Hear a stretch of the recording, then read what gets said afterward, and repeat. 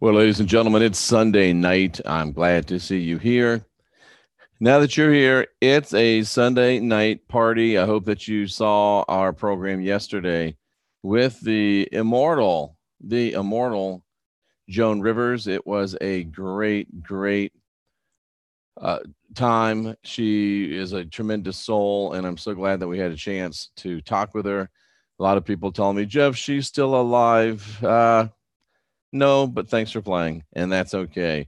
You have every right to be wrong, and I'm glad that you're here and sharing your opinions. Tonight we're going to talk about the the Last Supper, and we're going to talk about Leonardo da Vinci, who wrote the Last Supper, or excuse me, who painted the Last Supper. And we are going to ask the question, what did he know? And what is he trying to show us here? I think it's remarkable. I think it's pretty exciting. And we'll see what you think about it because we're going to show you some stuff that, wow, to me, it's very exciting. And it makes you think and gives you a different way to look at things, which I think is very important as well. So I'm trying to open up my notes here because I was taking a little Sunday evening nap, ladies and gentlemen, and every now and then that doesn't hurt to do. And I saw somebody joking in the chat room about Joan Rivers wore him out or Joan Rivers was too much for him. Actually, doing that kind of work, reaching into the spirit realm, talking to spirits, even if you're just using the rods, does take a lot out of you. And it really was pretty exhausting. I think I even said we've got to end the show because I'm too tired to keep going, and I wasn't making a joke. And this morning when it was time to get up and do the Wayne show, I got up, sat down at the computer, and said, "No, I just can't do it. I'm too tired, and I need a little more R&R." So we're now fully Ard and Ard.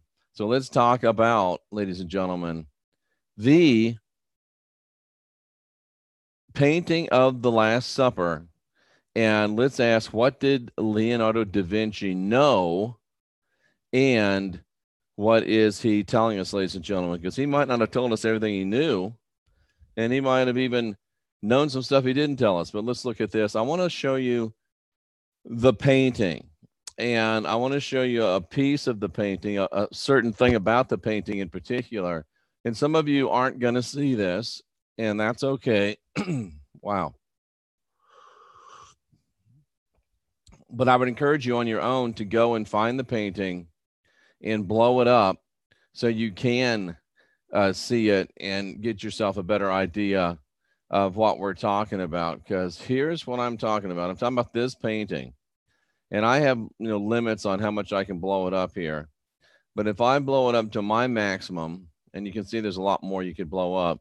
But even here, if I blow up into my maximum and I focus on this area right here, if you look at it, and I've blown it up bigger in Photoshop, for some reason I didn't save it down, I am very satisfied that if you look at this and you blow it up, Christ, the Jesus character here, has cut his wrist and the blood is going into his glass here.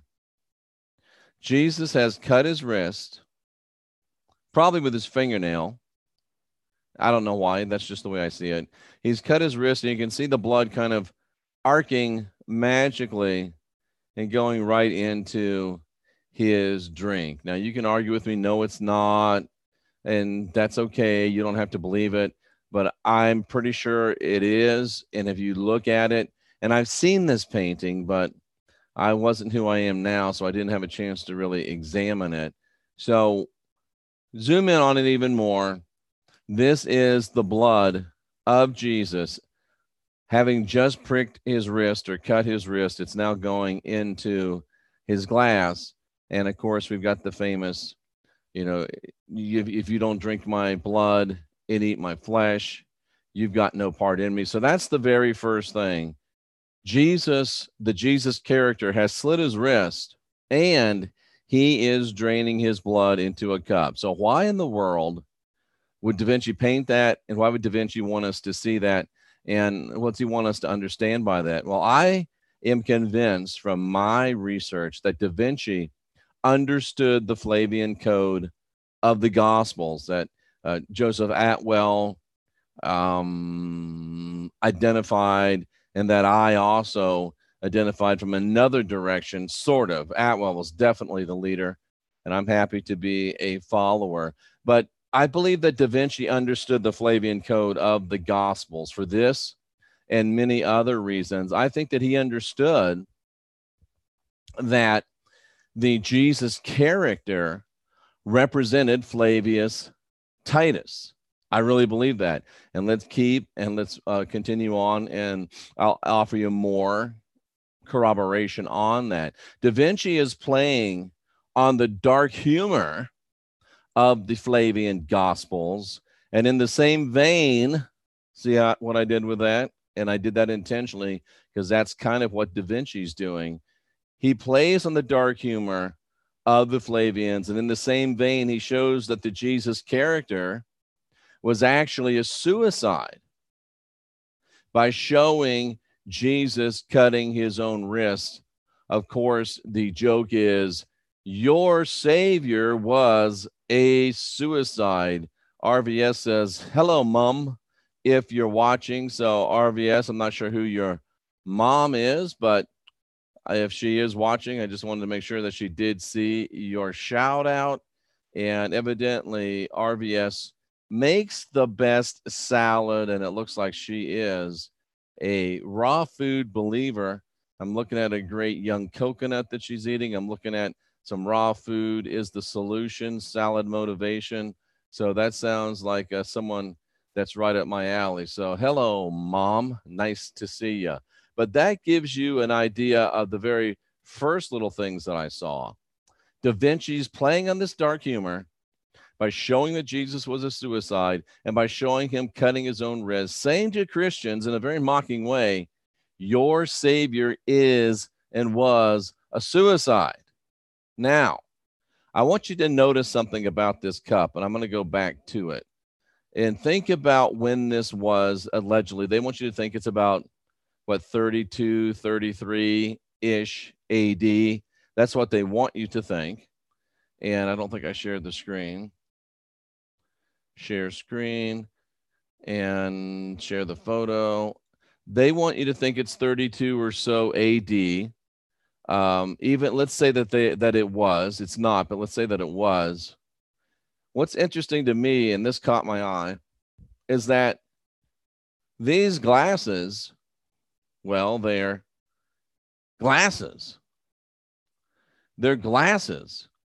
And the use of glass, ladies and gentlemen, in dinnerware or drinkingware, even by the elite, at best did not happen until very late in the first century, very early in the second century. So they're probably 100 years too early for dinner glasses. Do you really think these guys, if you believe that the 12 apostle character, if you believe the Jesus character, who they were, what they were, do you really think they were among the elite drinking out of glasses, crystal, whatever they may be?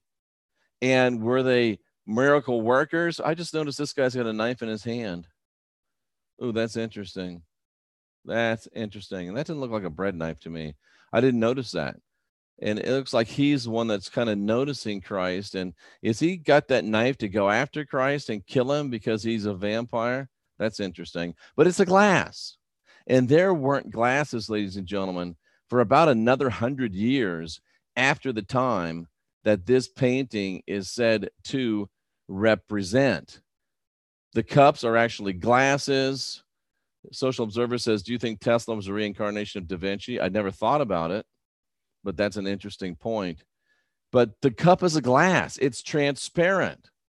And this would not have been true until the late first century at the very, very earliest, ladies and gentlemen. So there's the glasses. So he's letting you know it's a joke. He's letting you know that the Flavians backdated their story He's telling you this story happened when there were glasses, 100 AD, 150 AD, not in 30 like they told you. He's telling you they backdated it. But what he's also telling you, ladies and gentlemen, is that, again, the Jesus character was created in the late 1st century at the earliest, and it really was the late 1st century.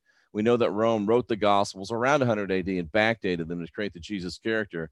But the transparent glass shows, ladies and gentlemen, that the Flavian Code is transparent. It's easy to see for anybody that is an objective observer.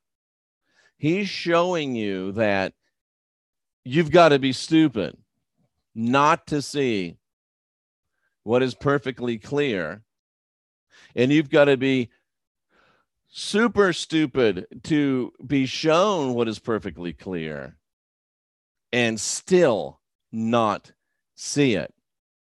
He's also making a joke, ladies and gentlemen. He's obviously making another dark humor Flavian joke, and it is a brilliant one. I'm going to read to you 1 Corinthians 13:12. No, I think I'm going to show you 1 Corinthians 13:12, because the impact of actually seeing it, I think, will slam into your mind with much more force and make a much more impactful statement to you. So let's go to 1 Corinthians chapter 13 and verse number 12. 1 Corinthians 13, and we're going to go to verse number 12. And I want to show you what it says. And it is so plain and clear that Da Vinci is making a huge, dark Flavian joke on Christians. He's insulting you, which I thought was my job. But anyway, let me show you what Da Vinci had to say about what Paul had to say here in 1 Corinthians, the imposter Paul, 1 Corinthians chapter 12. What did he say? He said, "For now we see through a glass darkly." Right now, you Christians can't even look through a clear glass and see the real story. You're looking darkly. And isn't it just like the Romans, who, whether they were in charge of 1 Corinthians or not, their influence certainly was very heavy in it. And I'm still studying that part of it. But the Roman Flavian dark humor is still there. We see through a glass darkly. Now, of course, the painting wasn't made by 100, 200 AD when this was written, but Da Vinci was a great scholar. Da Vinci was one of the first, what we would call, conspiracy investigators, and he certainly knew about it. So there's a reason why he paints the glasses as clear, shows Jesus draining his own blood as a suicide into the glasses, and then makes a joke, very Shakespearean. As I'm reading now, Shakespeare's Secret Messiah might even be better than Caesar's Messiah, but if it wasn't for Caesar's Messiah, it couldn't be what it is. So just wow, what a book. And that reminds me, tomorrow night, 9 p.m., we've got Greg Allison on the channel, 9 p.m. Central Time. But you're seeing through a glass darkly. I'm showing it to you. Da Vinci showed it to us. It's clear. He's cutting his own wrist. It's clear. He's putting his blood in the glass. It's clear they're drinking his blood. It's clear, but you can't even see through a clear glass. Because you're a Christian, because of your confirmation bias, because of your spiritual Stockholm syndrome, because of your cognitive dissonance, you can't even see through a clear glass. Your mind is still seeing only darkly. Only darkly. Ladies and gentlemen, it is supposed to be clear. It is clear. And the only reason that you can't see it is because you won't allow yourselves to see it.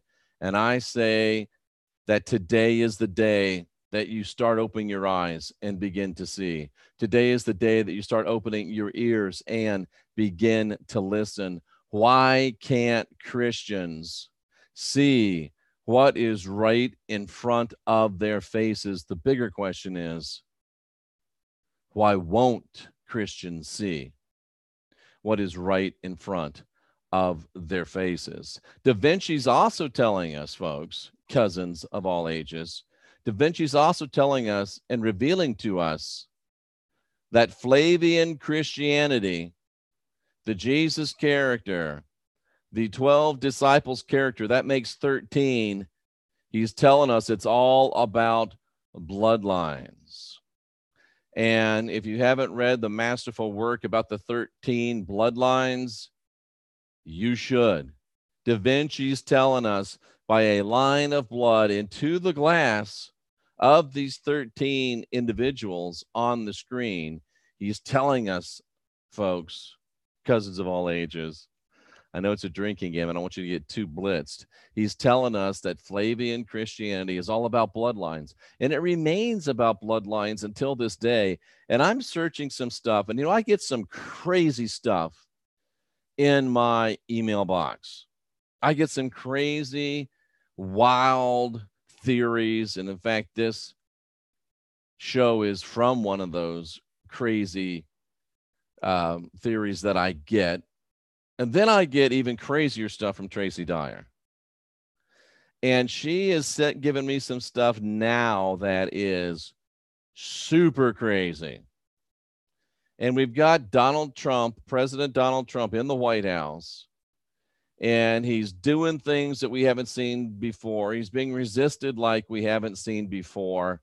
And it's pretty easy to see if you do any research. He's not from these 13 bloodlines. And now you got Mike Huckabee, who nobody would call him a conspiracy theorist, now saying that he wants to head up the 2024 re-election effort. You've got Trump joking about staying for an extra term. And folks, I'm telling you, and I'm studying this and I'm looking at this and I'm working on this, and wrong, Elizabeth, in my opinion. I'm working on this and I'm checking on this. I'm making a list. I'm checking it twice.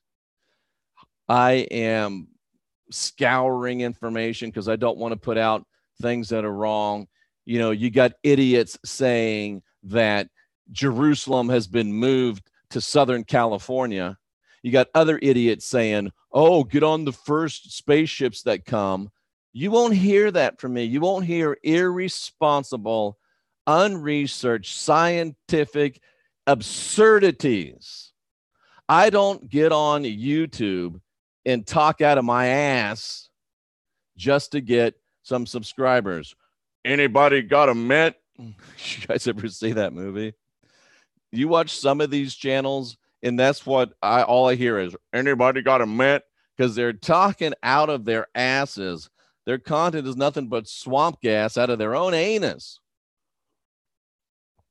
So I research things before I bring them to you, but we may see a break from bloodline rule orchestrated by Donald Trump. Thank you, RVS. And that might be why he will be legally eligible for another term, because this first term was under a system. Bromo Sapien, what a great name. It was under a system that he's about to do away with. And that'll leave 2 elections under the Republic, the restored American Republic. So think about that, ladies and gentlemen. Tracy Dyer says President Trump will be the last serpent, or the last president. He'll be the last president and the first president too. How about that? Oh, no, he won't.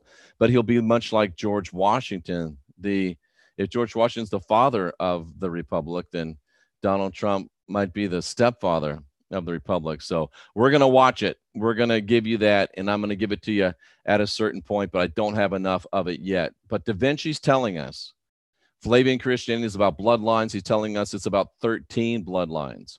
He's also telling us that the Jesus character represents the elites,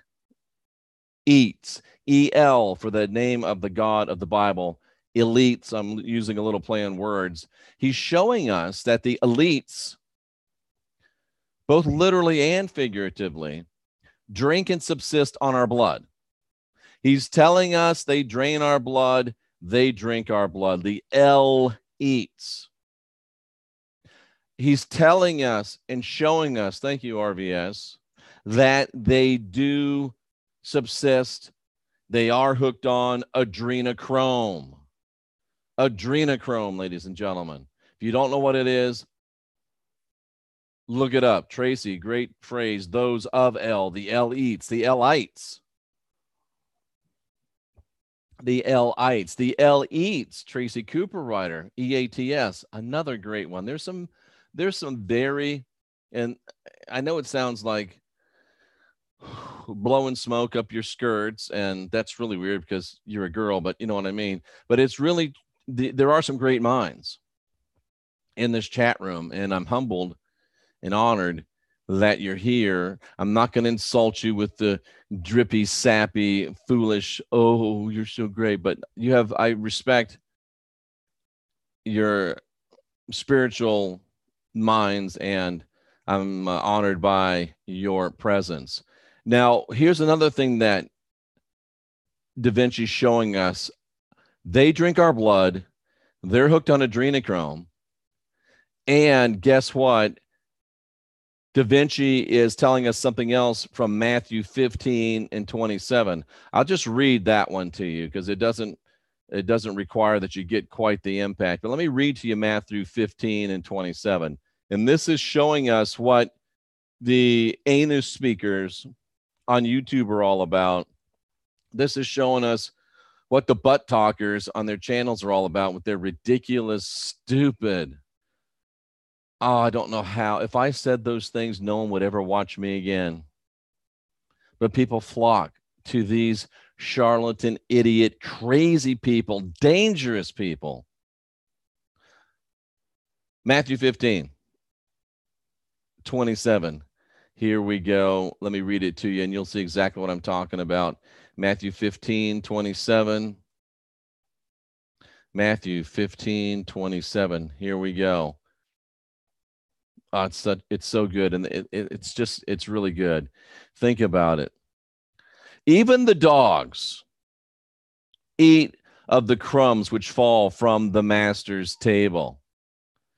Not only are the leaders and founders of Christianity on the top levels drinking your blood, subsisting off your adrenochrome, every now and then the dogs that are at the level of the pastor, the dogs that are at the level of the preacher, and this really is an insult to dogs, the filthy, flea-bitten, mangy dogs that are like the YouTubers that push this stuff, even then, those slimy, filthy, ragged dogs get a little drip of the adrenochrome themselves. They get to eat some of the drips which fall from the lips of their masters as they feast on the blood and the adrenochrome of the people that these YouTube dogs corral and chase for their masters.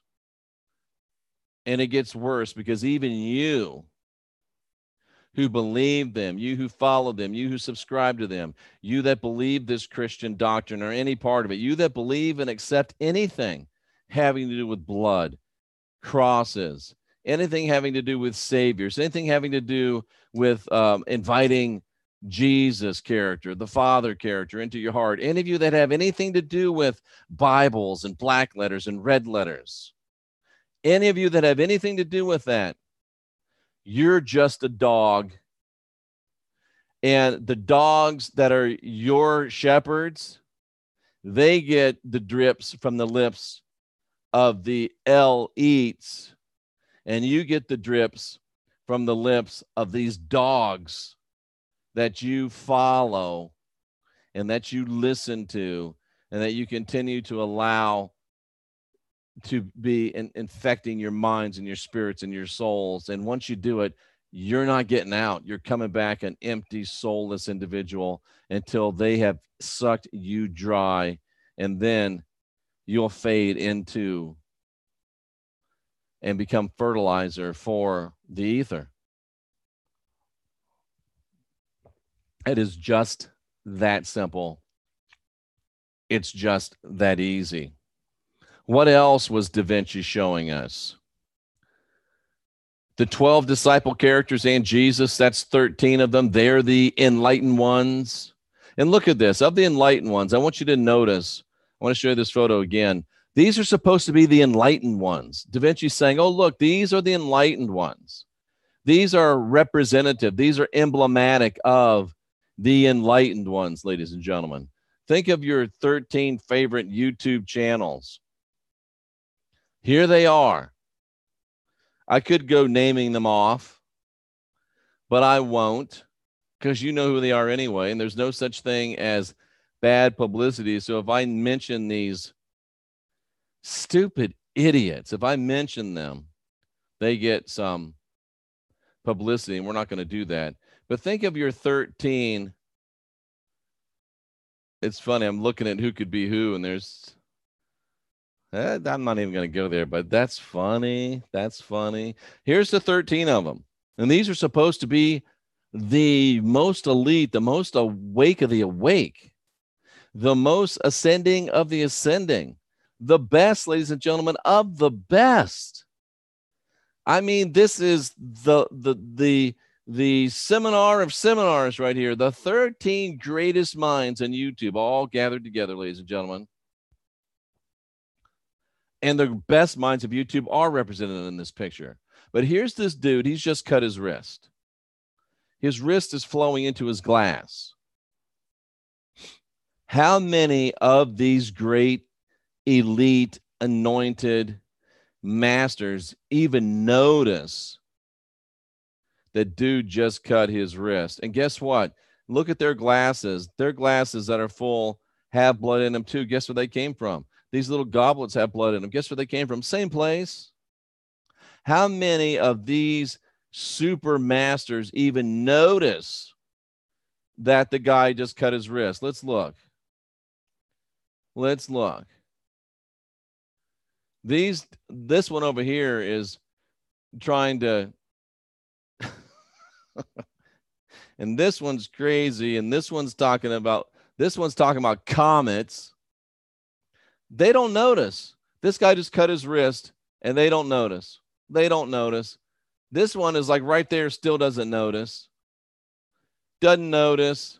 This one might notice. This one doesn't notice. This one, maybe. So you got how many guys? Maybe that 1, 2, 3. This guy's not even looking there. He's looking up here. He's looking at this guy, maybe. But there's 1, 2, 3, maybe that notice. This dude definitely notices. Look at his face. He's like, oh, shit. Dude just cut his wrist, and he's bleeding into a glass, and we're drinking it. And this dude's like, yo, bro, what are you doing? So there's 2 of them that really get it. And what is the math there? What's the math there? 2 out of 13. Let me pull up some math here. 2 divided by 13. That's 15. About 15% of the people that are self-proclaimed and proclaimed by you, not the normal 40,000, but you visitors, about 15% of them see it, and they're not happy. Look at this dude. He's like, yo, what WTF? What the Flavian? And this dude's like, what are you doing? You just cut your wrist with your finger, bro. What's up with you? These 2, 15% are saying, what the hell? That's us. 15% is probably high, but we're saying, what the hell is going on? This guy, I don't know if he's grabbed his knife because he sees what he's doing and he wants to go after him, or if he's grabbed the knife because he sees these guys see and he wants to go after them. So at least 1 out of 12 wants to kill the ones that tell the truth, see the truth, and spread the truth. Most of the rest of them, they're just asleep. They don't know. They don't care. They're arguing about who's the smartest, who's the best, who's the prettiest, who knows the most people, who's been to the most places. And as I just noticed, it looks like this hand is like being served at the table, which is a direct Flavian, Shakespearean allusion. I know it's actually his hand, but who puts their hand like that on a plate? They're showing that they're going to serve his hand. Drink the blood, eat the flesh. It's, if you read Caesar's Messiah, you'll get it. If you read Shakespeare's Secret Messiah, you'll get it. Da Vinci knew. Da Vinci knew. And about 15% of us do. And we know we're opposed by at least 1 out of 13.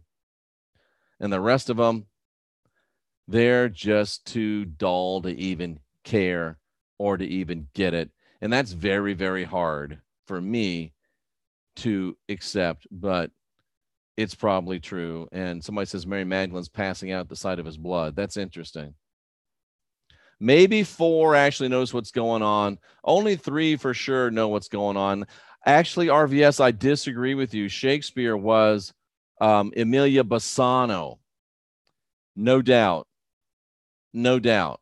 But we'll talk about that maybe in a month or so. But the thing is, only 2 of them are pissed. People would say, Jeff, why do you have to be so angry? How could I not be angry when you got idiots telling you to get on the first spaceships so you want to be safe? How could I not be angry when you got complete imbeciles telling you that Golgotha's moved from Jerusalem to Southern California? The place where Jesus was crucified is now in Southern California. Not only is that stupid because it's stupid because Jesus wasn't crucified, but you got to keep the Jesus character alive. If you want some adrenochrome, you got to keep the lie alive. So there's no doubt in my mind that Da Vinci knew the Flavian gospel code. He showed us that Jesus is slitting his wrist and draining his blood into a cup. He understood the Jesus character represented Flavius Titus. He was using that dark Flavian humor to show us that Jesus was a suicide, cutting his own wrist. Your savior, Christians, is a suicide. It's bad enough that he'd be a human sacrifice, but he's also a cowardly suicide. The cup is glass. This information is transparent to those that want to see, but most of you don't want to see. You're stupid, willfully stupid, because you still see a only darkness. You can't see through a thin glass because of the darkness. You can't see through a transparent glass because of the darkness in your mind. You can't see what is plain before you because of the darkness in your mind. You won't. Flavian Christianity is all about bloodlines. The Eucharist and the communion are thoroughly cannibalistic. We see the blood being drank. We see the food, the hand about to be offered and about to be eaten. Oh, you know what? I just noticed something. Don't let your, what does that say? Oh, let me check on that verse real quick. Don't let your, what does that mean? What's that verse? Don't let your left hand, is it left? Oh my gosh, that's so good. So good. Matthew 6:3. Because don't let your left hand know what your right hand is doing. That's very, very Flavian. Very, very Flavian. And watch this, ladies and gentlemen. Don't let your left hand know what your right hand is doing. Keep that in mind for a minute. Oh, shoot. I just got rid of the picture. Here we go. Don't let your left hand know what your right hand is doing. This is why I'm the Christian whistleblower, ladies and gentlemen. This is why you show up, because of stuff like this. Don't let your left hand know what your right hand is doing. Don't let your left hand know what your right hand is doing. Your left hand is about to be sacrificed and eaten as part of the meal. And your right hand has got a knife that wants to kill those that want to expose the lies that are Flavian Roman Christianity. Don't let your left hand know. Let it be a sacrifice. What your right hand, and I showed you this, but I'll show you again. Don't let it know what your right hand is doing, killing those that dare not only to see the truth, but to call out the liars on the truth.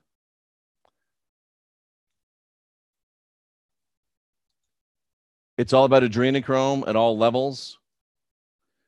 They say they're the enlightened ones, and only two of us really care. And only one of us is really ready to confront the lying liars and the lies that they tell. And I am more than ready, and I will stay ready, and I will be ready. And I know that it bothers some of you. Oh, Jeff, why do you have to say such mean things? Jeff, why do you have to oppose those people? Because they are making people that have a right to be divine, sovereign, and free. They're enslaving them, and they're causing them to, they're leading them into enslavement instead of freedom. That's the bottom line. They're leading them into enslavement when they could be leading them into freedom. And they're doing it for their own selfish gain. And it bothers me. And I just can't be quiet about it. And I just won't be quiet about it. When are you going to stop resisting evil, Jeff? When I'm dead. And then I'm probably going to come back and haunt them anyway, because I just won't stand idly by. All that is required for evil to flourish is for good people, honest people, to do nothing. And I, ladies and gentlemen, am not willing to stand by and do nothing. I won't do it. And if that bothers you, if that makes you uncomfortable, that's okay. There's a lot of other channels on YouTube that you can watch.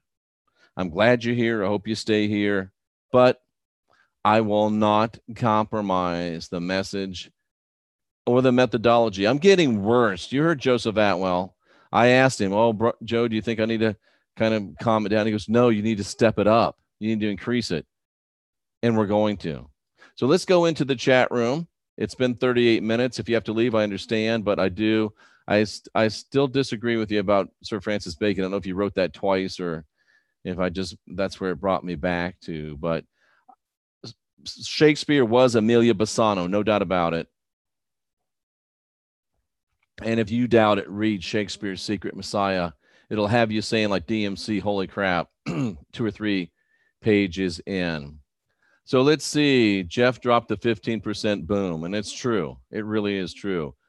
Toth777 says this is quite interesting. Thank you so much. I appreciate it.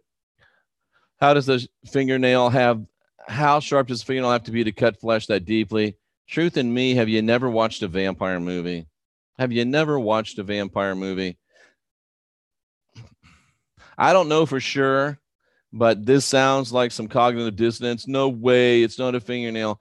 We're not arguing the fact that it's blood going into a cup. We want to argue, did he cut himself with a fingernail? Let's say that he used his Boy Scout pocket knife that he had tucked safely inside the girdle under his cloak.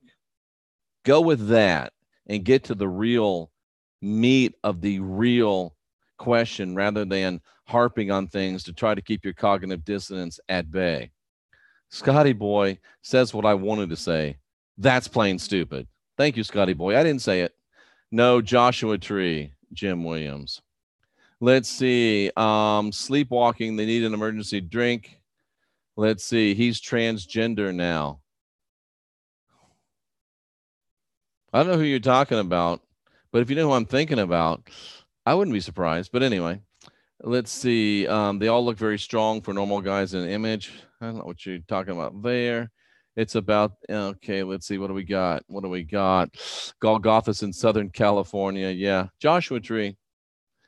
I mean, I've heard a lot of stupid things in my life, but that just might be the most stupid. Oh, I don't know. Yeah, that's probably it. But anyway, let's see. Babies grew up to be cowboys. That's funny. I think you got it right, except there's two L's in Amelia, and it's Bassano, Bassano.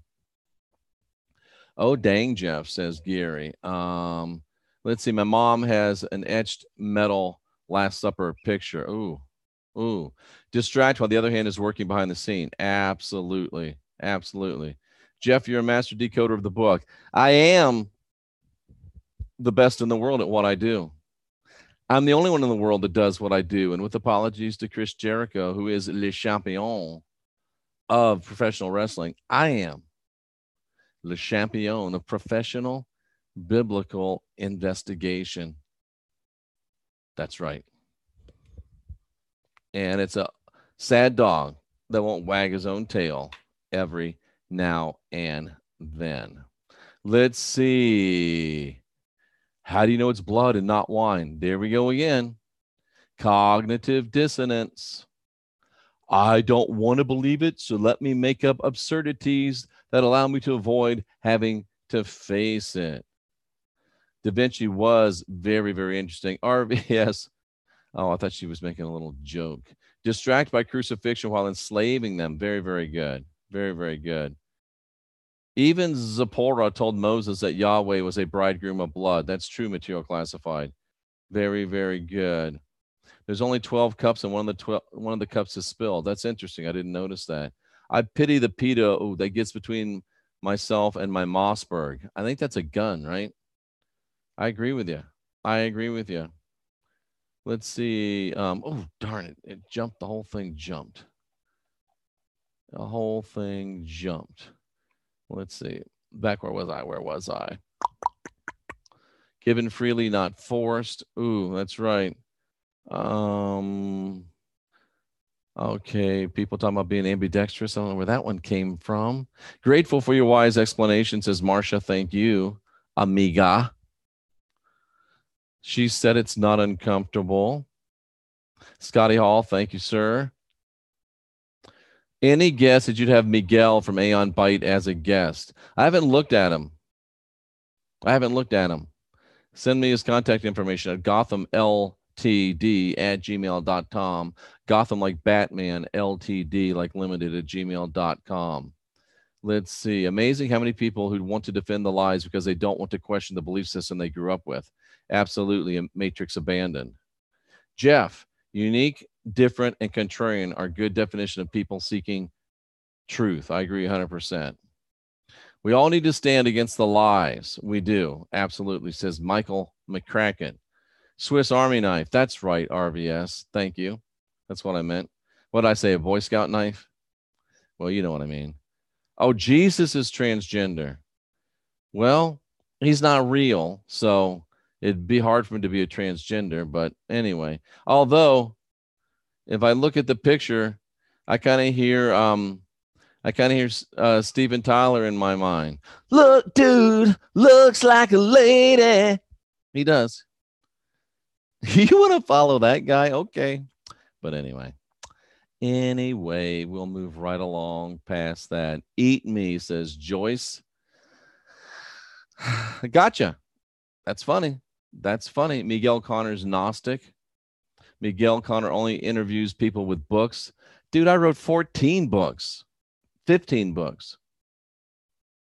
I'm sure it was never let the right hand know what the left hand is doing. Well, then you better read the scriptures, Mandela Mile, because you're wrong. I looked it up before I read it because I'm a professional and you're not. That triggered me just a little bit. Did you see that I got triggered just a little bit? Because you're not sure. I'm sure that you're wrong. I got triggered a little bit, and I'm not above admitting that I got triggered a little bit. I check this. I don't just say stuff. I check it out before I say it. Mandela Mile. That's the way I roll. It's the way I roll, ladies and gentlemen. Let's see. Jeff's energy is topped off again. I think that's a compliment. Thank you. The Christians judge. They do. Debating Michael Connor might be interesting. Nobody will debate me. Dude. Steven Tyler. I've never seen him in concert. I'd love to. And I understand they've got a gig now in Vegas, but I was talking to one of my buddies who's in the music business, and he was trying to tell me that the relationship that I was in, that I should just get out of it, but I couldn't see the forest for the trees. And Steven Tyler gets on the phone and says, yo, listen to me, go. It's not going to work. And he was right. He was right. So anyway, that's the Steven Tyler story. Maybe David was bisexual, or maybe David wasn't real. But if he was real, then he certainly, that's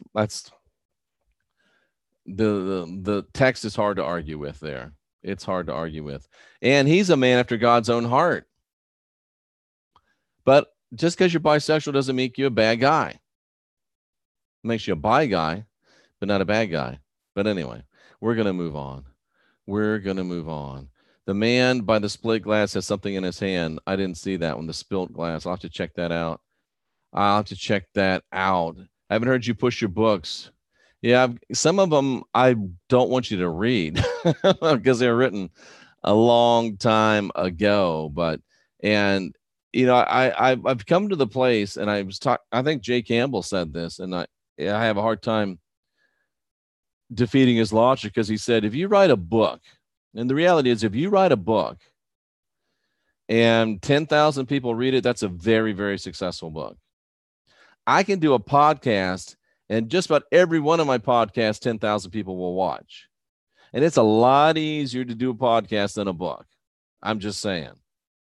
But I still like to encourage people to read. But anyway, that's just the point, and that's a why. Social Observer says he subscribed after Sam Tripoli.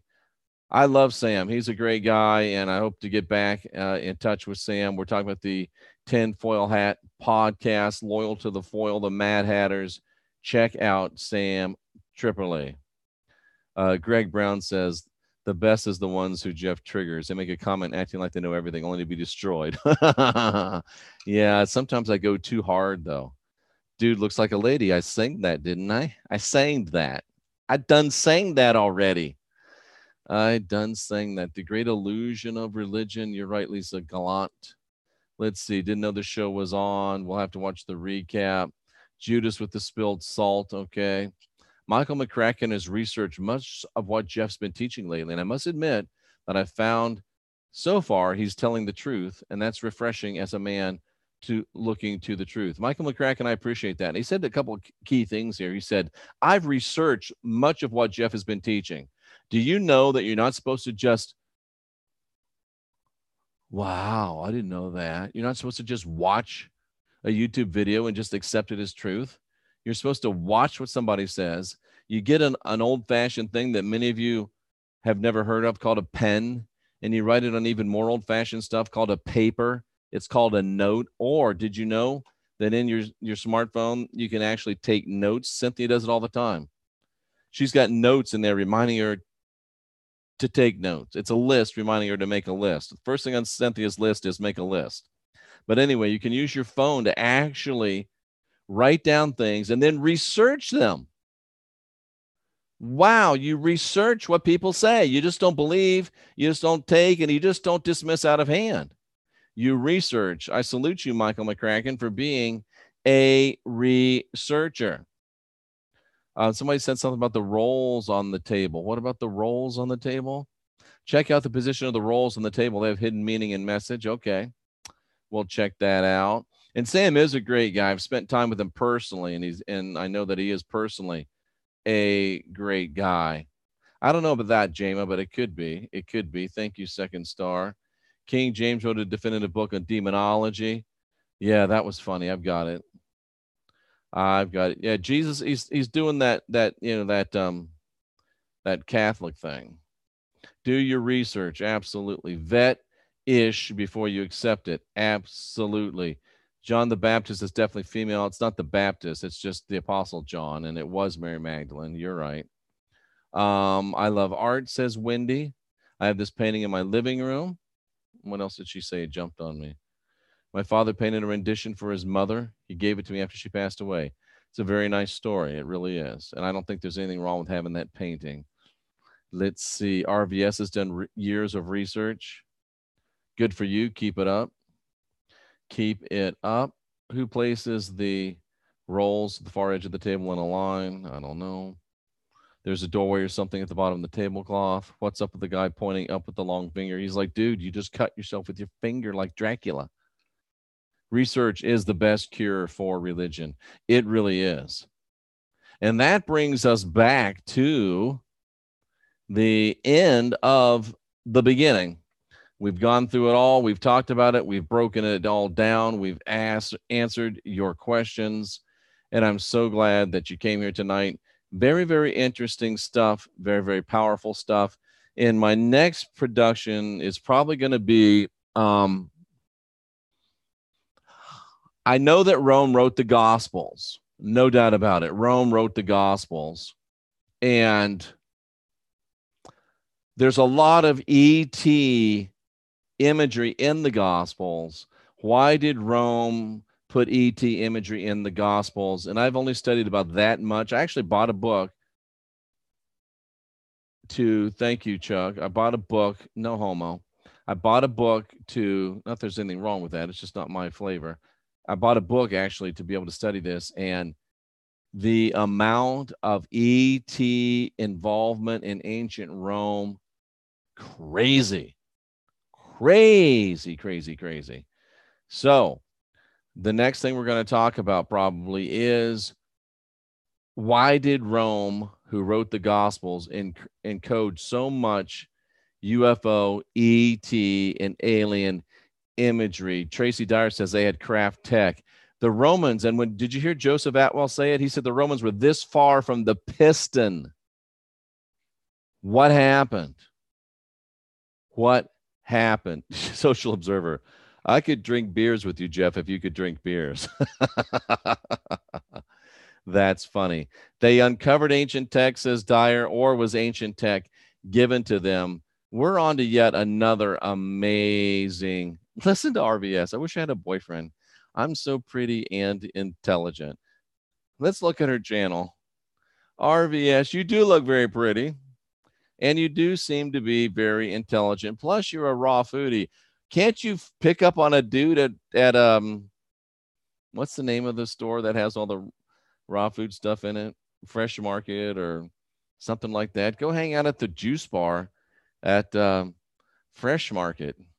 Why don't you get a t-shirt, RVS, that says, I wish I had a boyfriend on the front, and on the back it'll say, I'm so pretty and intelligent. Or you could just say, I wish I had a boyfriend. I'm seeing a pink shirt. I wish I had a boyfriend.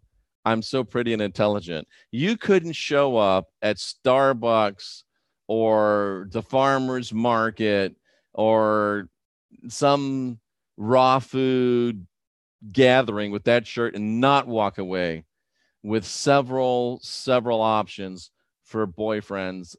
I am a public servant, and I am here to help. And if I have to help the lovelorn, I can certainly do that as well.